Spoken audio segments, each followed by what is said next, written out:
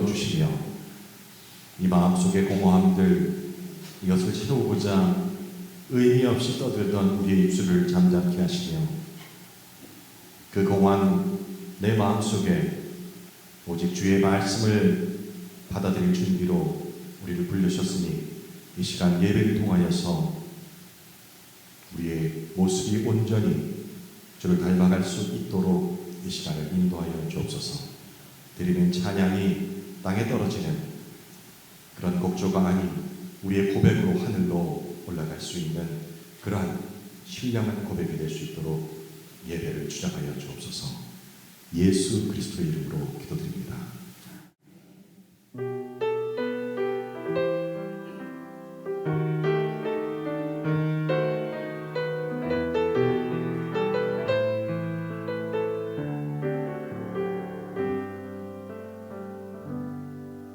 지금 서 있는 이곳에서 높임을 받으소서.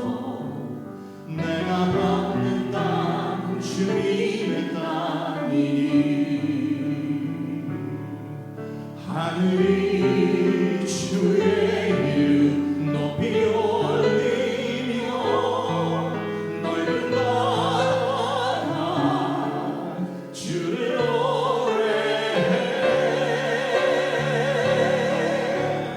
모든 만물 주를 경배해 모든 입술 주를 찬양해 천지를 만드신 만물의 통치자 높이는 받으소서. 내 평생 주의 이름 높이며 어느 곳에 서든지 주님을 예배하리라. 내가 받는 모든 땅 아버지의 영광이 선포해야 하리. 찬양하며 주님을 예배할 때 하늘 가득한 주의 영광 보리라. 나를 통하여 나의 입술을 인하여 주의 이름 높임을 받으소서. 다시 한번 고백합시다. 지금 서 있는 이곳에서 지금 서 있는 이곳에서 높임을 받으소서. 내가 받는 땅 주님의 땅이니 하늘이 주의 이름 높이 올리며 넓은 나라 주를 노래해 모든 만물 주를 경배해 모든 입술 주를 찬양해 천지를 만드신 만물의 통치자 높이는 받으소서. 내 평생 주의 이름 높이며 어느 곳에 서든지 주님을 예배하리라. 내가 받는 모든 땅 아버지의 영광이 선포해야 하리. 찬양하며 주님을 예배할 때 하늘 가득한 주의 영광 보리라. 나를 통하여 나의 입술을 인하여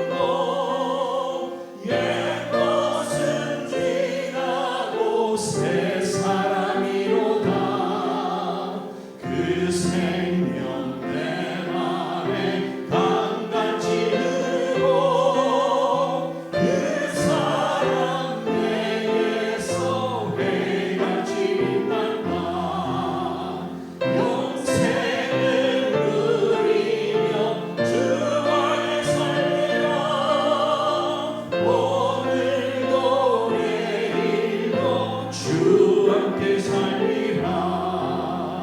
주 안에 감추인 새 생명 얻으리. 이전에 줬던 것 이제는 다없다. 하늘의 은혜와 평화를 맛보리. 찬송과 기도로 주 함께 살리라. 영생을 누리며 주 안에 살리라. 오늘도 내일도 주 함께 살리라.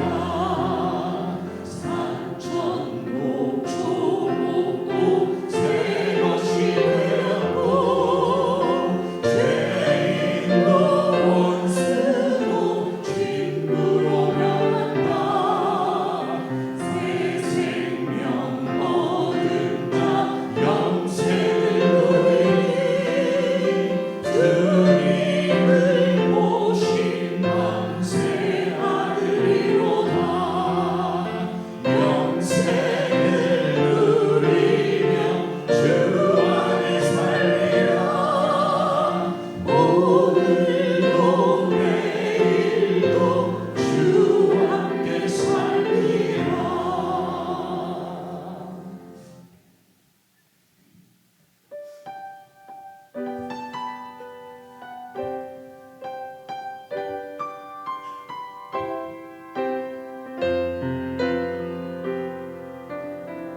이곳에 임하신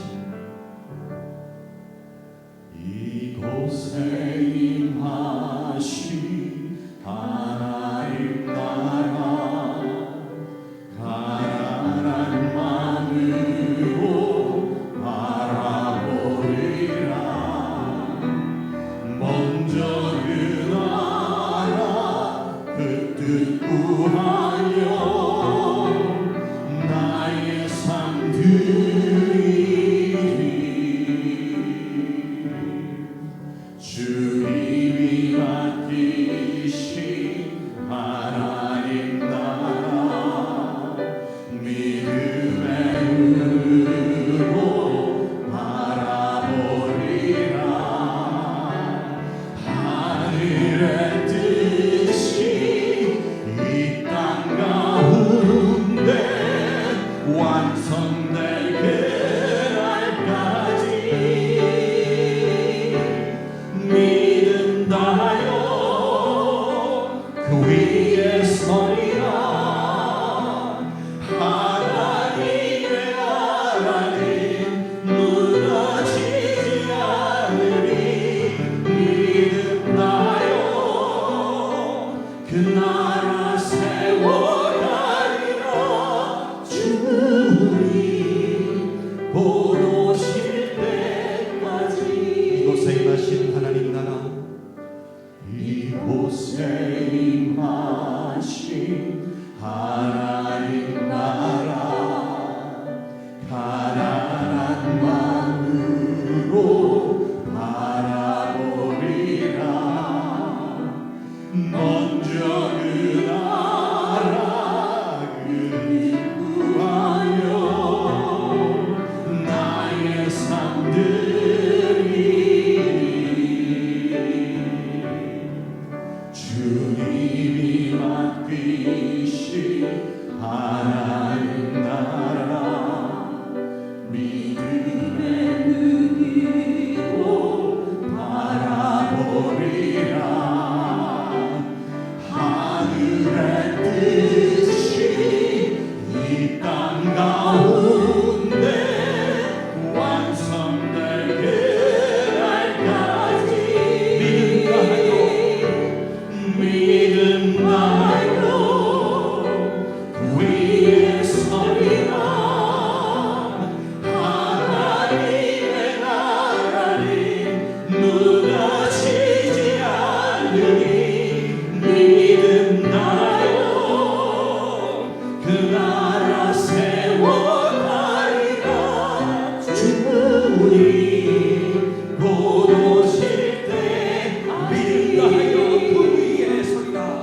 믿음 다하여 그 위에 서리라. 하나님의 나라는 무너지지 않으니 믿음 다하여 그 나라 세워가리라. 주님 곧 오실 때까지, 주님 곧 오실 때까지, 주님 곧 오실 때까지.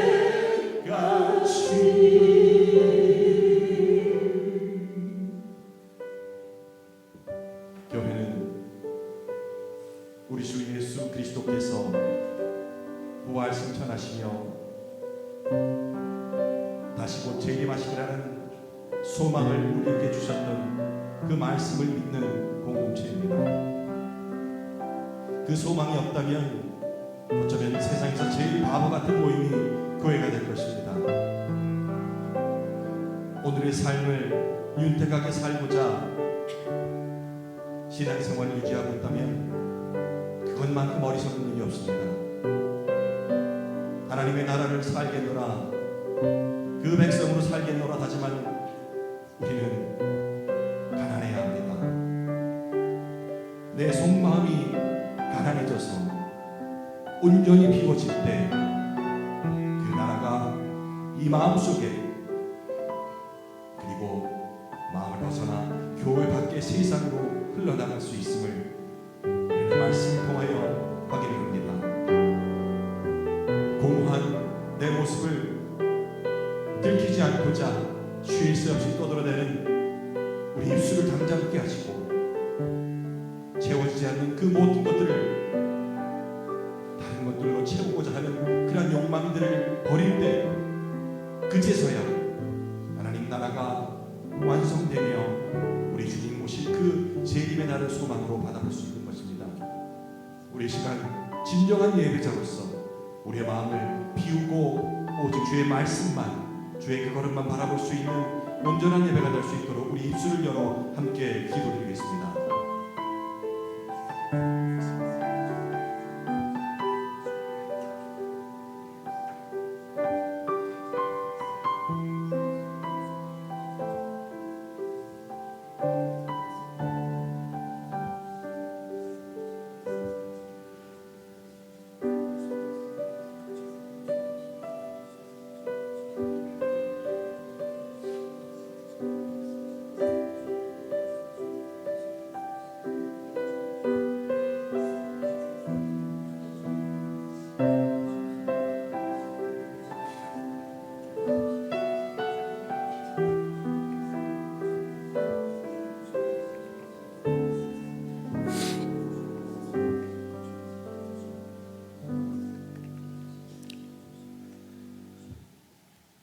만물의 통치자이시며 죽은 자 가운데서 다시 살아나셔서 우리에게 새로운 인류의 소망을 주신 하나님 아버지, 부활의 기쁨이 여전히 우리 심령 속에 머물러 있는 이 시간, 우리는 에베소서를 통해 선포된 하나님의 거대한 계획 앞에 다시 섭니다.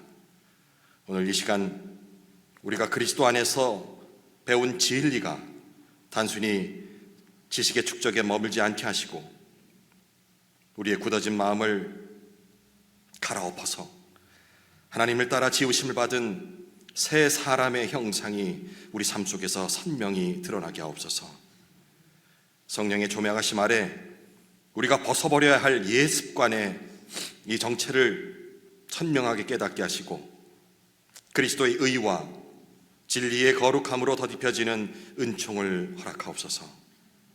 모든 성도가 부활의 증인으로서 일상의 현장에서 그리스도의 향기를 바라는 거룩한 공동체가 되기를 간절히 소망하며 우리를 새롭게 하시는 예수 그리스도의 이름으로 기도드립니다. 아멘.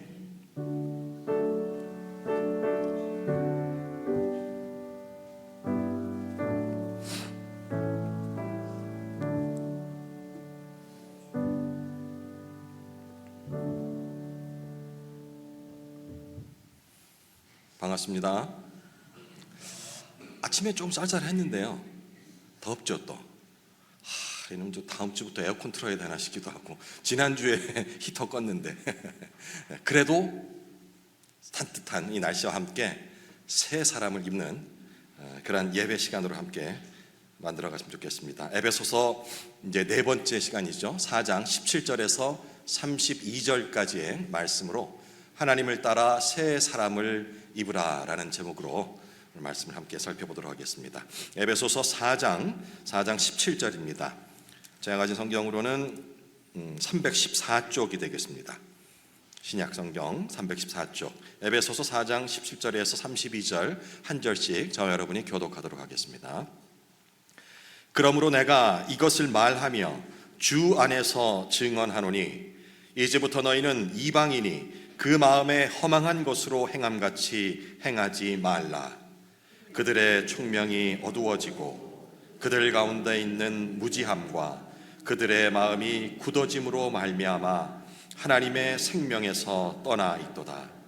그들이 감각 없는 자가 되어 자신을 방탕에 방임하여 모든 더러운 것을 욕심으로 행하되 오직 너희는 그리스도를 그같이 배우지 아니하였느니라.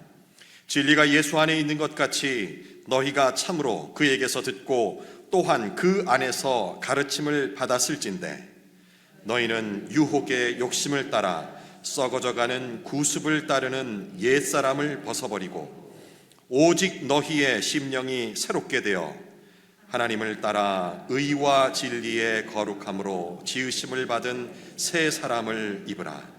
그런즉 거짓을 버리고 각각 그 이웃과 더불어 참된 것을 말하라. 이는 우리가 서로 지체가 됨이라. 분을 내어도 죄를 짓지 말며 해가 지도록 분을 품지 말고 마귀에게 틈을 주지 말라. 도둑질하는 자는 다시 도둑질하지 말고 돌이켜 가난한 자에게 구제할 수 있도록 자기 손으로 수고하여 선한 일을 하라.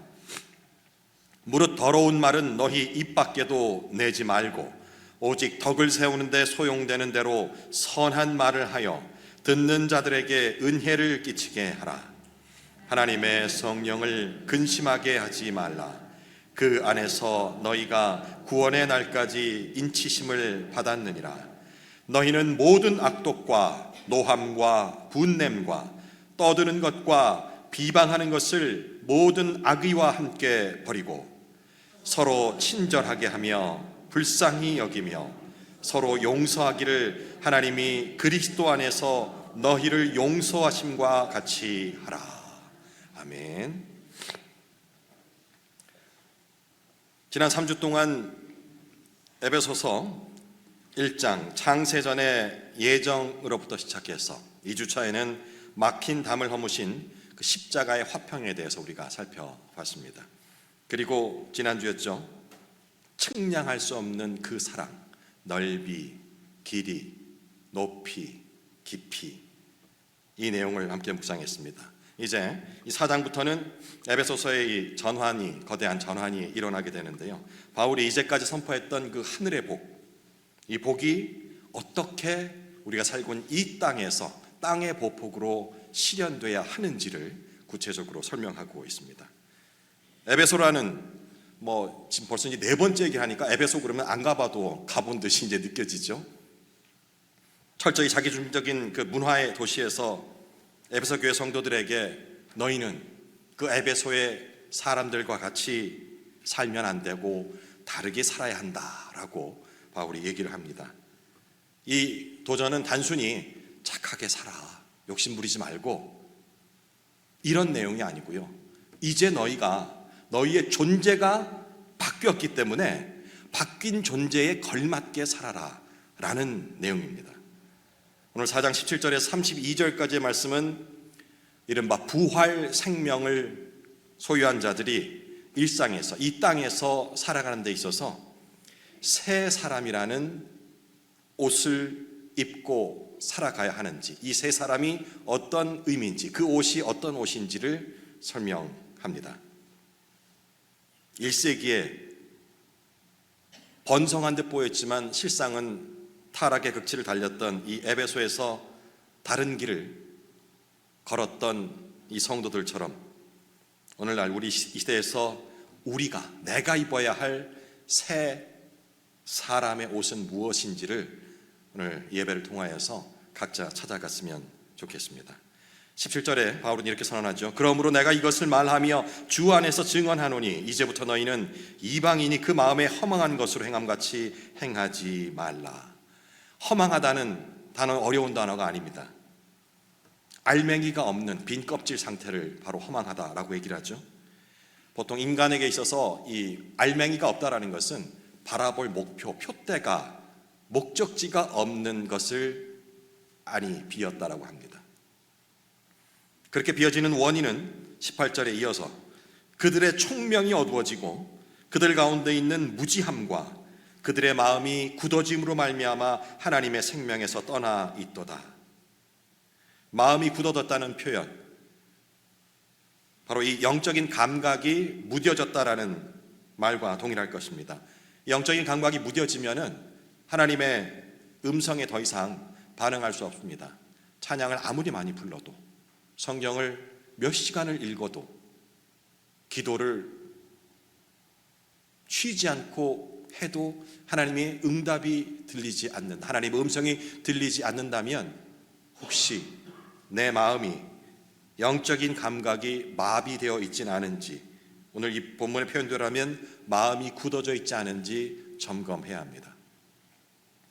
왜 그들은 풍요로운 시대를 살면서도 끊임없이 내면에 공허함을 느끼고 그것을 채우고자 지난주에 살펴봤죠. 부적을 걸고, 그리고 뭔가 신령한 그런 일반 사람들은 알지 못할 것 같은 그러한 지혜를 찾고자 노력을 했는지 보아왔습니다. 더 많은 것을 소유하고 부유했지 않습니까?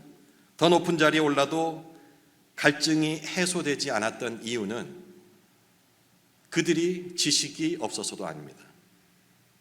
정보가 없어서도 아니죠.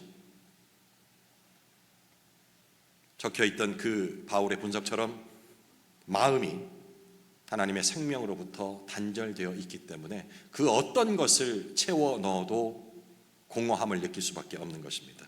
영적 감각이 마비된 인간은 그 공허를 채우기 위해 반드시 이렇게 될 수밖에 없다고 합니다.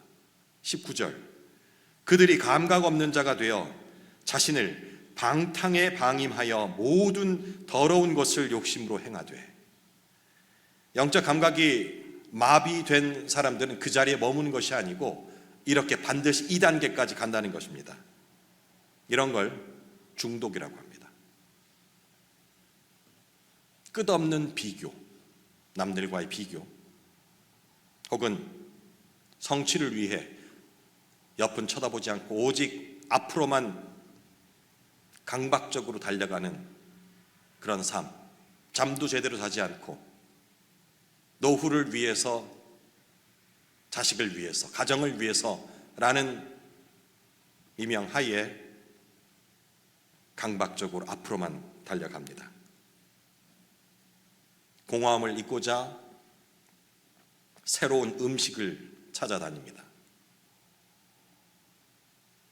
여행을 통해 뭔가 좋은 추억을 쌓으면 내 마음이 채워지겠지라는 기대로 여행이 인생의 목적인 양 내 모든 시간과 경비를 들여서 세계 각국을 다닙니다. 그리고 남들과 똑같은 삶이 아닌 차별된 삶, 똑같은 옷이 아닌 조금이라도 뭐라도 달라야지 내가 좀 더 높아질 것 같은 생각으로 그것을 최고의 가치로 여기는 것, 이것이 바로 우리의 굳어진 마음이 보내는 비명이라 생각할 수 있습니다. 혹시 교회 안에 앉아 있으면서도 여전히 내 삶의 방식, 생각의 방식이 이 세상의 허망함이라는 건 지금껏 예를 들었던 이 모든 것들입니다.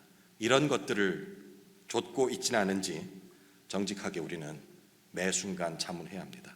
종교와 도덕은 우리에게 이렇게 얘기합니다.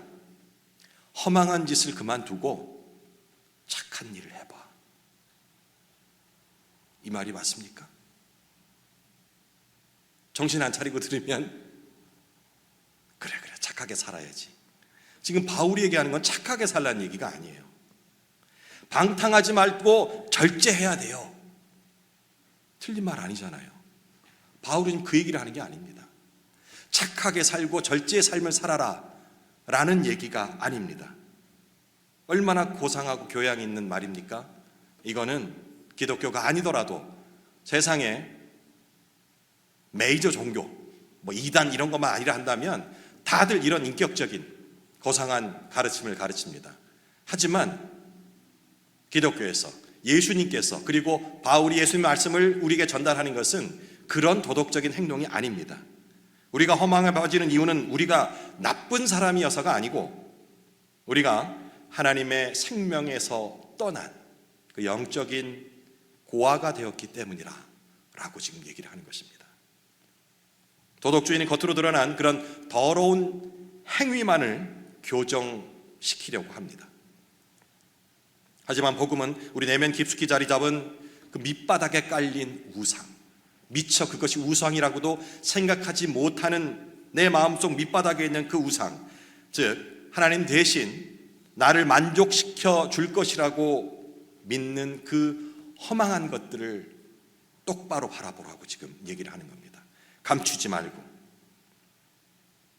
우리는 스스로의 노력으로 이 마음의 굳은 살, 마음을 굳게 만드는, 무디게 만드는 것들, 이 굳은 살을 제거할 수 없다라는 것을 말씀을 통해서 항상 확인합니다. 그러면 이 굳어진 마음은 무엇으로 녹이고 깎아낼 수 있는가? 그것을 우리가 신앙생활을 통해서 실천하고 그리고 매일매일 다짐하는 것이겠죠. 오직 하나님의 생명의 빛이 비칠 때만 그제서야 녹아내릴 수 있는 것입니다. 요한복음 1장 예수님께서 참 빛으로 오셨으나 어두움이 깨닫지 못했다라고 증언을 했습니다. 얼마 전에 우리 같이 보았던 말씀이죠. 그분이 죽으심으로 우리의 굳어진 마음을 쪼개셨고 그분이 부활하심으로 우리에게 부활의 생명을 주셨다는 그 사실. 그렇기 때문에 이젠 더 이상 우리가 이런 허망한 것들, 앞서 말씀드렸던 하나도 내 생활과는 관련이 없는 것이 아니라 너무나도 밀접한 음식과 여행과 그 모든 것들, 이런 험한 것들을 쫓을 필요가 없다라는 것입니다. 그 이유는 바로 참된 생명이신 그리스도께서 우리 안에 거하시기 때문이죠. 남들보다 앞서야 한다는 그런 불안감, 자녀의 성공이 곧 나의 의가 되는 이런 걸 바로 우상이라고 한다 이겠죠. 그리고 타인의 인정, 내 주위에 있는 사람이 나를 어떻게 바라볼 것인가, 이 평판에 목매이는 이 갈증, 이 모든 것이 바로 오늘 말씀 속에서 찾아본다면 옛사람의 잔재라는 겁니다. 우리가 세례를 받고 신앙생활을 하면서 새 사람이 되지 못하라는 것은 바로 이런 옛사람의 잔재를 온전히 비워내지 못했기 때문에 그렇다는 것입니다. 바울은 20절에 앞선 구절과 대조적인 표현을 사용합니다. 20절, 오직 너희는 그리스도를 그같이 배우지 아니하였느니라. 앞선 19절 위에 말씀드립니다. 21절, 진리가 예수 안에 있는 것 같이 너희가 참으로 그에게서 듣고 또한 그 안에서 가르침을 받았을진대. 그리스도를 통해 가르침을 배우고 또 가르침을 받은 사람은, 가르치고 또 배운 사람은 마땅히 이 세상의 가치로 살아가는, 그 당시로 얘기한다면 에베소 사람들이겠죠. 사람들과는 달라야 한다고 말하면서 그리스도인의 변화의 과정을 22절부터 23, 24절에 이어서 세 단계의 이 동사로 설명을 합니다. 이 구절은 아마도 많은 분들이 여러 군데서 이 기독교 방송이라든지 아니면 책갈피 이런 데서 자주 인용되는 구절입니다. 첫째, 유혹의 욕심을 따르는 옛사람을 벗어버리고. 익숙하죠, 그죠? 귀로만 익숙합니다. 그런데 둘째는 심령이 새롭게 돼요. 지금 세 단계의 변화를 얘기를 하고 있는 겁니다. 세 번째, 하나님을 따라 지으심을 받은 새 사람을 입으라. 오늘의 주제 말씀이기도 합니다. 여기서 벗고 입는 행위는 당시 헬라 로마 시대에 있어서 신분의 역할이라든지, 지금도 물론 그렇죠, 유니폼이 그런 일들을 대신하는데, 법복을 입고 있으면은 그때부터 법관으로서의 어떤 그 정체성이 시작되는 것 아니겠습니까? 법복을 벗었을 일반 자연인으로 돌아오는 것이고, 이렇듯이 여기서 벗고 입는 행위는 그 당시에 이 헬라 로마 사회에서 신분이나 역할의 변화를 상징하는 중요한 관습이었습니다. 이 관점을 가지고 지금 새 사람을 입으라, 마치 옷을 입고 벗듯이 설명하고 있는 의미를 우리가 생각을 해야겠습니다. 이런 것이 바로 상황화 설교라고 하죠. 그 당시에 익숙한 그들의 문화를 통해서 복음을 설명하는 그런 방법입니다. 초기 기독교 이 세례 의식에서는, 우리는 지금 세례를 약식으로 하지 않습니까? 얼마 전에도 하고 2명의 귀한 청년이 세례를 받고 세례 교인이 됐었는데, 이 초기 기독교에서는 이전의 옷을 벗고 흰 옷을 새로 입는 그런 의식을 통해서 존재의 변화를 상징하기도 했다고 합니다. 물론 이제 그 전에는 요단강에 들어가서 완전히 물에 빠졌다가 나오는 이런 침례 의식이 되기도 했었죠. 이 행위 자체가 중요한 것은 아닙니다. 그 의미가 바로 중요한 것이 되겠죠.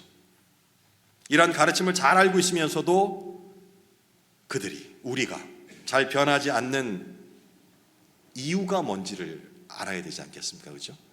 변해야 된다는 내용은 다 알고 있는데 왜 안 되지? 안 되는 걸 주위의 지체들에게 말할 용기가 없어요.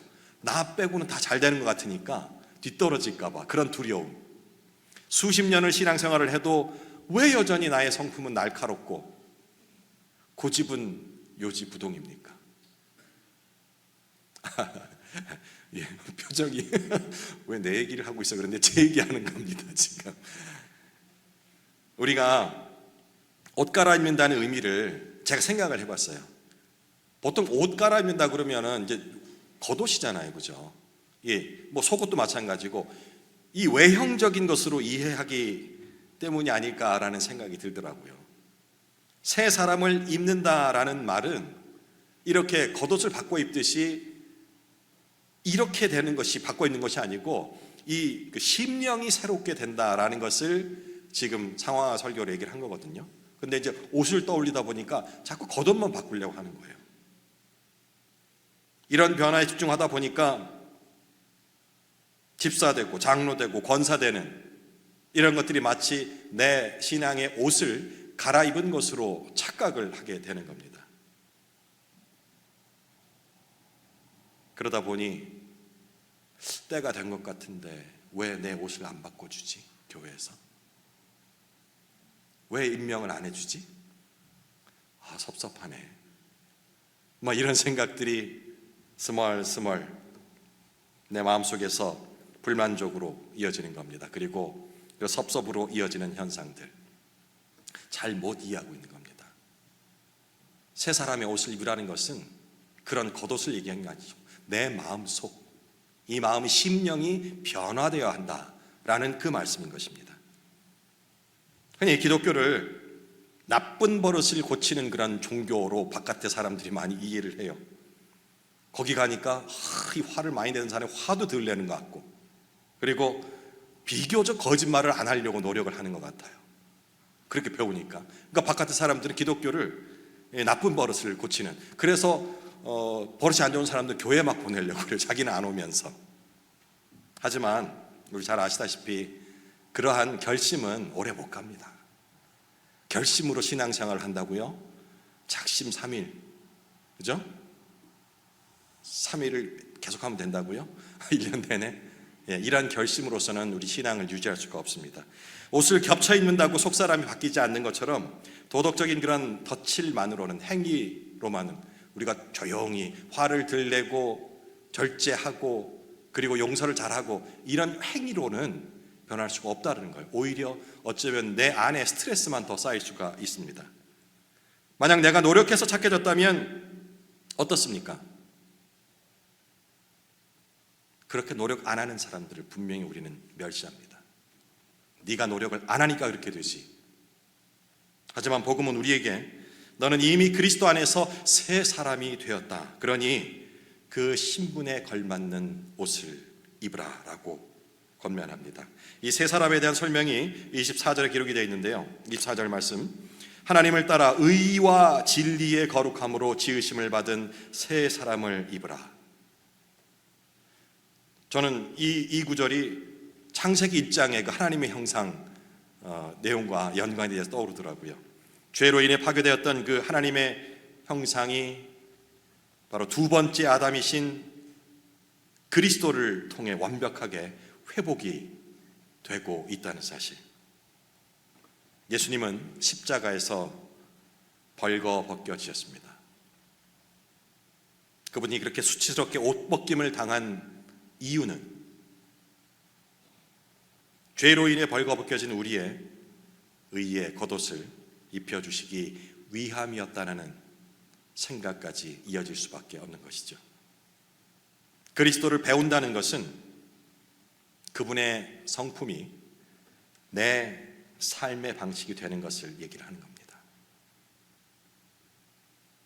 오늘 내가 벗어버려야 할 더럽고 또 냄새나는 옷은 무엇인지 생각해 봐야 합니다. 수년간 겉으로 티는 안 냈지만 묵혀두었던 미움의 옷, 아니면 내가 쌓아왔던 그 많은 종교 행위들로 인한 교만이라는 그런 화려한 옷일 수도 있습니다. 누군가의 화가 날 때, 내가 지금 너무나도 화나는 마음이 들 때 이것을 억누르라는 그런 인간적인 노력보다는 내가 지금 그리스도의 용서라는 옷을 입고 있었지라는, 내가 진짜 입고 있는 그 옷을 자각하는 것이 필요합니다. 우리 심령이 날마다 이 복음의 진리로 새로워질 때, 이건 한 번 새로워졌다고 평생 가는 게 아닙니다. 날마다, 매 때마다 수시로, 무시로 새로워지려고 노력해야 합니다. 이렇게 복음의 진리로 세워질 때 우리 심령이, 우리 공동체가 바로 세상이 감당하지 못하는 새 사람들의 공동체가 되는 것이죠. 그 어떤 것으로도 무너뜨릴 수 없는 그러한 교회 공동체, 그리스도께서 이 땅의 천국이 바로 이 교회로부터 시작됨을 말씀하셨듯이 우리 교회 공동체가 바로 새 사람으로 강건해지는 공동체가 될 수 있는 겁니다. 바울은 이 새 사람이 입어야 할 구체적인 옷의 색깔에 대해서 또 얘기를 합니다. 25절부터 32절까지는 계속해서 이 대조의 연속입니다.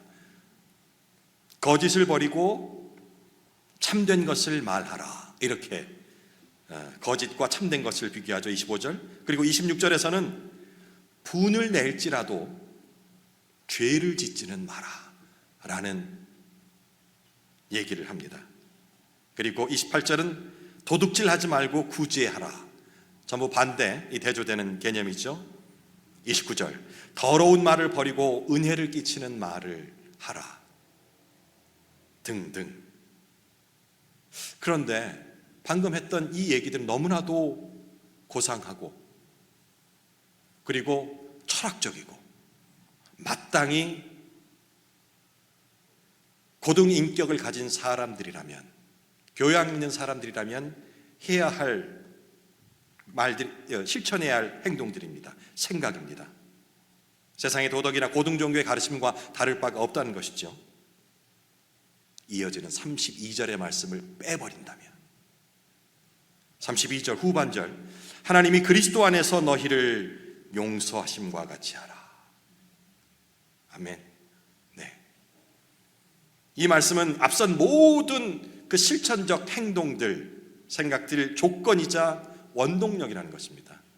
32절의 말씀, 하나님이 그리스도 안에서 너희를 용서하심, 그죠? 하나님이 너희를 용서하심이 아니고 하나님이 그리스도 안에서 너희를 용서하심 이라는 이 말씀이 조건이 되지 않으면 앞에 있는 말들은 철학적이고 도덕적인 말, 그 이상의 것이 될 수가 없다는 것입니다. 여기서 용서하다라는 이 헬라어는 카리조마이는 카리스라는 은혜라는 단어, 은혜가 다 카리스거든요. 여기서 파생된 거예요. 은혜라는 단어에서 파생돼서 용서하다라는 말이 나왔다라는 언어학적인 이 과정도 놀랍지 않습니까? 용서의 근원이 무엇일까? 내가 뭘 마음이 넓어서 그래 할게, 내가 많이 가졌으니까, 그래 한 푼이라도 더 가진 내가 용서해야지, 이게 아닌, 내가 값없이 받은 선물, 이 은혜가 느껴질 때 비로소 남을 용서할 수 있다는 겁니다. 용서는 단순히 참는 것이 아니라 내가 받은 이 과분한 은혜를 남에게 흘려보내는 사건이란 얘기입니다. 왜 공동체 안에서 서로가 상처를 주고 받습니까? 바깥 세상 아니고 교회 공동체 안에서 가장 가까운 가족이나 교우에게 오늘 표현대로라면 더러운 말을 내뱉습니까? 그것은 우리 안에 여전히 이 결핍이라는 정말 잊어버리고 떨쳐내고 싶은 이 단어가 여전히 내주하고 있기 때문입니다. 내가 대접받지 못했다라는 억울함, 교회까지 왔는데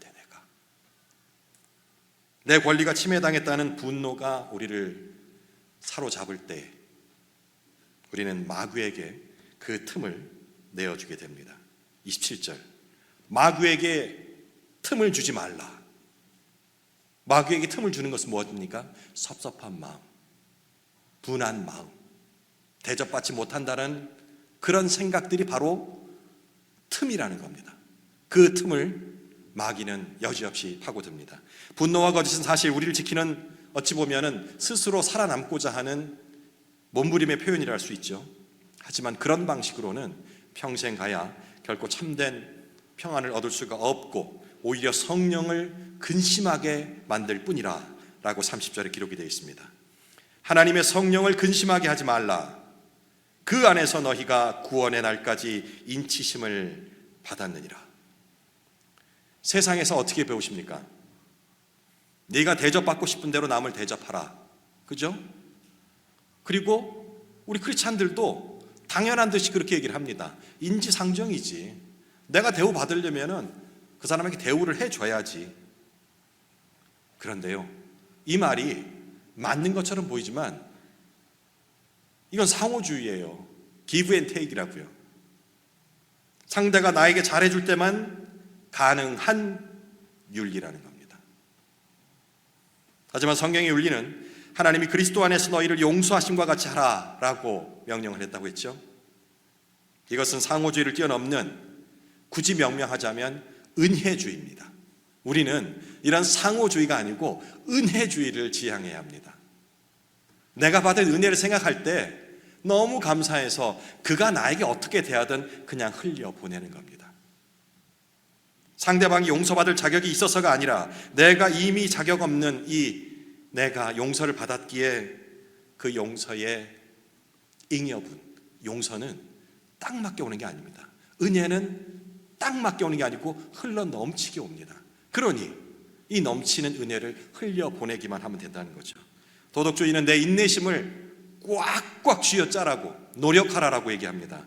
하지만 복음은 내게 임한 하나님의 용서라는 그 바다에 내 몸을 풍덩 맡기라라고 얘기를 하는 것이죠. 오늘 본문은 우리에게 구체적인 숙제를 내어줍니다. 우리 입술이, 내 입술이 듣는 자들에게 은혜를 끼치는 도구가 되고 있습니까? 라는 질문. 혹시 비판 혹은 수군거림, 이런 걸 다 더러운 말이라 합니다. 공동체 공기를 이 더러운 말로 오염시키고 있지는 않은지 냉정하게 스스로 질문해야 합니다. 이 질문을 남에게 하면 안 됩니다. 자매야, 네가 그런 말 하면은 공동체가 상처받잖아. 아니요. 그 얘기는 스스로에게만 할 수 있는 얘기입니다. 세 사람의 가장 특징은 언어의 변화입니다. 누군가에게 비수를 꽂는 말 대신 그 사람을 바로 세우겠다라는 미명하에 거침없이 내뱉는 독설의 말들 대신 그 사람을 세워주는 은혜의 말을 건네는 연습을 해야 합니다. 아니 뭐 칭찬할 게 있어야 하죠. 찾아보십시오. 내 눈이 잘못된 겁니다. 찾으면 보입니다. 누군가를 용서하기 힘들 때, 정말로 힘들다면 그때 생각하십시오. 나를 위해 피 흘리신 그리스도의 용서를. 말씀 맺겠습니다. 오늘 우리는 에베소 4장을 통해서 옛사람의 허망한 옷을 벗고 새 사람의 영광스러운 옷을 입으라는 그런 준엄한 요청을 들었습니다. 이 변화는 우리의 의지력으로 가능한 것이 아닙니다. 그런 도덕적인 개선을 말하는 것이 아니라는 것을 우리는 살펴보았습니다. 이것은 부활하신 그리스도의 생명이 우리 안에 침투해서 우리의 심령을 근본적으로 새롭게 하실 때 자연스럽게 일어나는 그러한 일종의 혁명과도 같은 것입니다. 1세기 에베소 성도들은 이 말씀을 붙들고 탐욕과 쾌락이 지배하던 그 도시 속에서 거룩한 소수, 다수가 아닌 소수이지만 거룩한 구별된 소수로 살았습니다. 그들은 거짓 대신 참을 얘기했고 분노 대신 용서를 말했습니다. 그 결과 세상은 그 거룩한 소수들로 인하여서 바로 그들을 통해 살아계신 하나님을 볼 수 있었던 것이죠.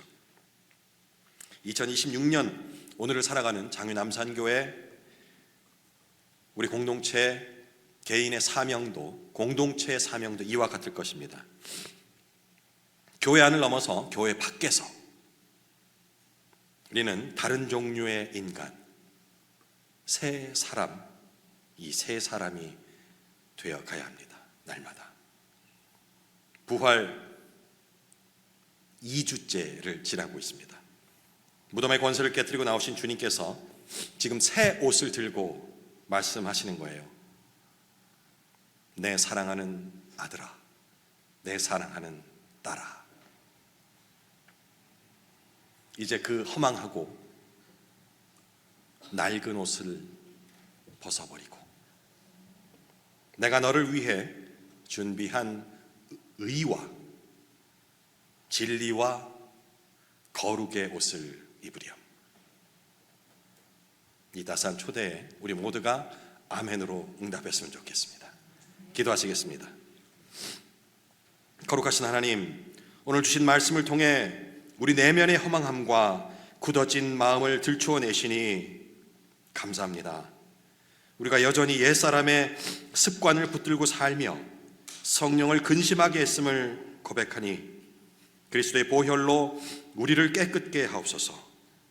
이제 우리는 부활의 소망을 품고 새 사람의 옷 입기를 결단합니다. 우리의 입술에는 은혜의 말이 넘치게 하시고 우리 마음에는 그리스도의 용서가 흐르게 하옵소서.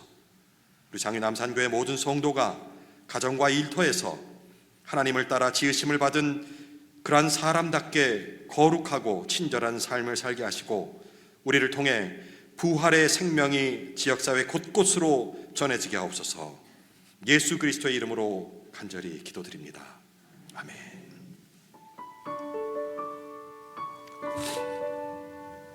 그 음성 아멘을 우리가 답했지 않습니까? 그 고백 찬양으로 다시 한번 했으면 좋겠습니다. 사랑하는 내 딸아, 이렇게 부르시면서 사랑하는 내 딸아, 너의 자금도 내게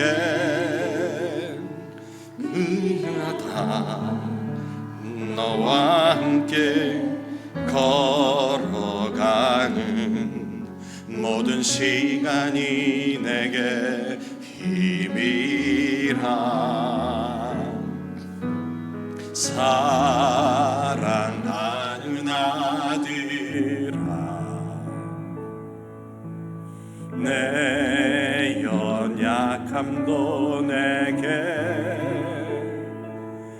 틈이라 너로 인해 잃어버린 나의 양들이 돌아오리라.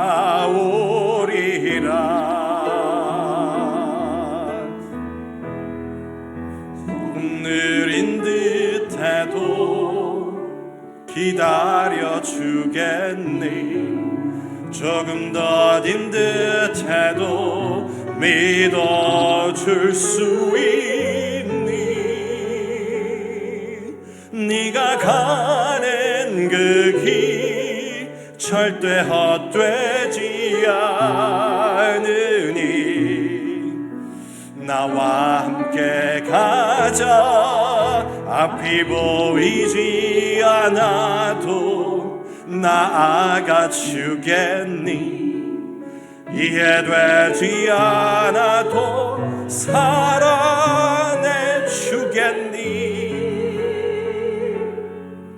너의 눈물의 기도 잊지 않고 있으니 나의 열심으로 이루리라.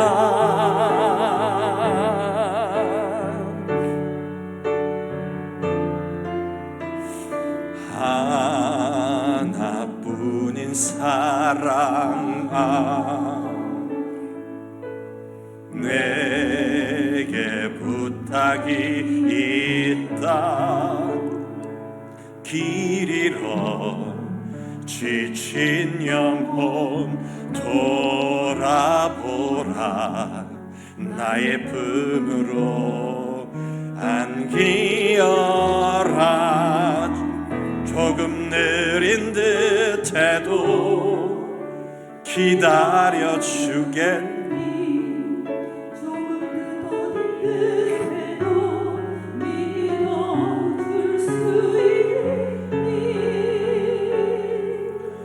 네가 가는 그 길 절대 헛되지 않으니. 나와 함께 가서 앞이 보이지 않아도 나아가 주겠니. 이해되지 않아도 사랑해 주겠니.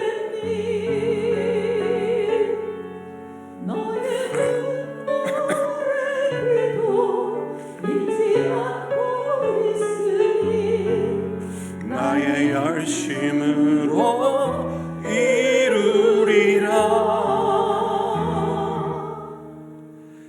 내게 그 땅을 부탁한다.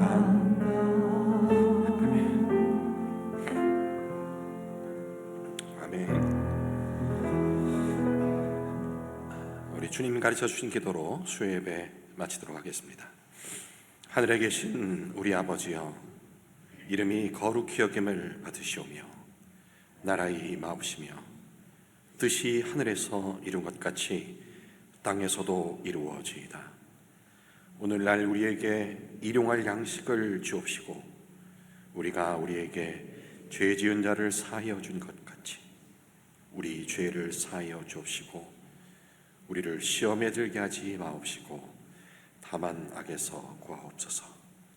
대개 나라와 권세와 영광이 아버지께 영원히 있사옵나이다. 아멘.